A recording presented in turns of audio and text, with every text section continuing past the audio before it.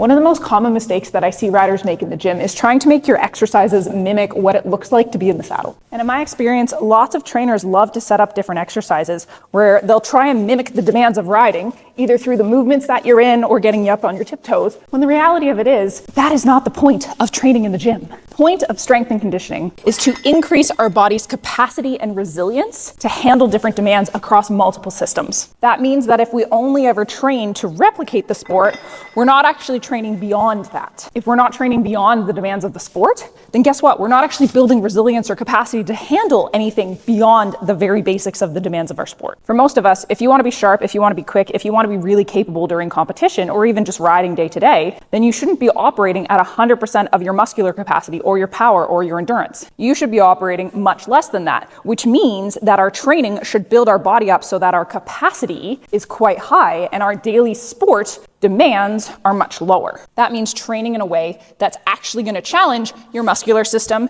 your aerobic system, your power, not just training in this middle ground. The other thing too is that if we actually want to drive adaptation, if we want to gain strength, if we want to gain power, if we want to gain endurance, we actually have to push the limits of what our body can handle. For most of us, our day-to-day rides just isn't hard enough to do that, which means we need to supplement training these different systems in a gym setting so that we're actually building capacity across the board and not trying to push ourselves to the limit in the saddle all the time at the expense of the horse. We need a high enough effort to yield adaptation with long enough rest periods in between to actually give our body a chance to recover and do it again. And we need to do that over and over, training our different systems so that our body can actually adapt, and then our day-to-day rides only take up a fraction of our capacity. So my advice is to ditch the Bosu balls, ditch the crazy exercises, ditch anything that is overcomplicating the situation. Stick to the basics that are gonna challenge the muscle groups in your aerobic system, your power, all of the things that you need specifically for riding, and build those very intentionally so that those are not limiting you in the saddle.